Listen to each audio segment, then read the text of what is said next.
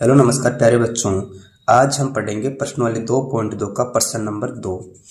आज इसका तीसरा और चौथा प्रश्न पढ़ेंगे। हमने पिछले वीडियो में प्रश्न नंबर 2 का इसका पहला और दूसरा प्रश्न हल कर लिया था। तो प्यारे बच्चों, आपके सामने इसका तीसरा प्रश्न है, इसका चौथा प्रश्न है। इनको हल करते हैं। और आप लोगों ने पिछले वीडियो में देखा था, हमने एक बार 0 रखा मान, एक बार 1 रखा और एक बार 2 रखा। ठीक है। अब देखो बच्चों, आपके सामने प्रश्न है, इसमें अक्स का क्यूब है, यानी जहाँ पर अक्स है वहाँ पर पहले आपको 0 रखना है, फिर 1 रखना है और फिर कितना रखना है, 2 रखना है। ठीक है बच्चों, इसको हल करते हैं। मैं यहाँ पर रख देता हूँ अक्स बराबर 0 रखने पर। अक्स बराबर आपको क्या रखना है, पहले 0 रखना है। ठीक है। तो देखो बच्चों, इसमें क्या अक्स का क्यूब है, तो अक्स का मान क्या माना आपने, 0, इसका क्यूब कर दिया। अब देखो बच्चों, आपको 0 को 3 बार खोलना, कैसे, 0 इंटू 0 इंटू 0, तो आपको क्या प्राप्त हो जाएगा, 0। ठीक। अब देखो दूसरा, इसमें आपको अक्स का मान 1 मानना है। मैं यहाँ पर लिख देता हूँ अक्स बराबर 1 रखने पर, अक्स बराबर 1 रखने पर। और आपके पास में क्या था, अक्स का क्यूब है। ठीक है, यानी जहाँ पर अक्स है वहाँ पर आपको इसमें 1 रखना है। 1 रखा अक्स की जगह, इसमें क्यूब करेंगे तो देखो बच्चों, 1 को 3 बार खोलेंगे, कैसे, 1 इंटू 1 इंटू 1, तो हमें प्राप्त हो जाएगा 1। इसी प्रकार आपको अक्स का मान 2 रखना है। तो मैंने लिखा अक्स बराबर 2 रखने पर, यानी जहाँ पर अक्स है वहाँ पर हमें क्या रखना है, 2 रखना है। इसमें अक्स का क्यूब है, तो बच्चों देखो अक्स का मान 2 है, इसका क्यूब कर देंगे। ठीक। अब इसको खोलेंगे 3 बार, ऐसे ही 2 इंटू 2 इंटू 2। ठीक, 2 दूना 4, 4 दूना 8।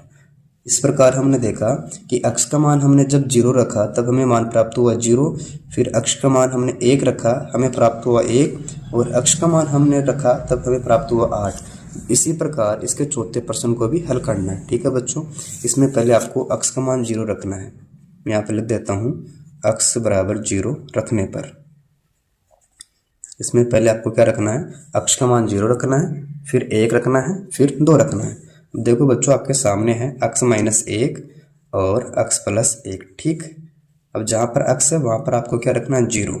यहाँ पर अक्स था, मैंने रखा 0, आगे चिन्ह माइनस का 1 उतार दिया। फिर अक्स का मान आपको 0 रखना है, आगे चिन्ह प्लस का 1 उतारेंगे। ठीक। यहाँ माइनस का 1 बचेगा और यहाँ प्लस का 1 बचेगा। ठीक। इस ब्रैकेट का मतलब होता है इनटू करना। इस 1 को 1 से गुणा कराते हैं तब हमें माइनस का 1 प्राप्त होता है। ठीक है बच्चों, यानी जब हमने अक्स का मान 0 रखा तब हमें कितना प्राप्त हुआ, माइनस का 1। अब इसी प्रकार आपको 1 रखना पड़ेगा, यानी पहले आपने रखा 0, अब क्या रख रहे हो, 1। अक्स बराबर 1 रखने पर, तो देखो बच्चों, आपके सामने क्या था, अक्स माइनस का 1 और अक्स प्लस का 1। ठीक। अब इसमें जहाँ पर अक्स है वहाँ पर 1 रखना है। अक्स माइनस 1 है ना, तो अक्स का मान 1 है, माइनस 1 कर दिया, फिर अक्स का मान 1 है, यहाँ प्लस का 1 कर दिया। ठीक है। अब देखो बच्चों, 1 में से 1 गया तो क्या बचता है, 0। अब इन दोनों को जोड़ो, इसमें 1 है, इसमें 1 है, कितना हो गया, 2। इस ब्रैकेट का मतलब होता है इनटू करना, यानी 2 को 0 से गुणा कराओगे तो हमें कितना प्राप्त हो जाएगा, 0। यानी जब आपने अक्स का मान 0 रखा तब हमें प्राप्त हुआ माइनस का 1, और जब हम अक्स का मान 1 रख रहे हैं तब हमें मान प्राप्त हुआ 0। ठीक है। अब इसी प्रकार रखना है 2। मैंने लिखा अक्स बराबर 2 रखने पर। ठीक। इसमें उतारो पहले अक्स माइनस का 1 और अक्स प्लस का 1, यानी जहाँ पर अक्स है वहाँ पर आपको क्या रखना है, 2 रखना है। तो अक्स की जगह रखा मैंने 2 माइनस 1, इसी प्रकार 2 प्लस 1। ठीक। अब देखो बच्चों, यहाँ 2 है, यहाँ माइनस 1 है, यानी 2 में से 1 गया तो कितना बचेगा, 1, और यहाँ 2 है, यहाँ 1 है, तो कितना आएगा, 3। इसको इससे गुणा कराओ तो 3 एकम 3। ठीक है बच्चों, इस प्रकार हमने इस प्रश्न को हल किया।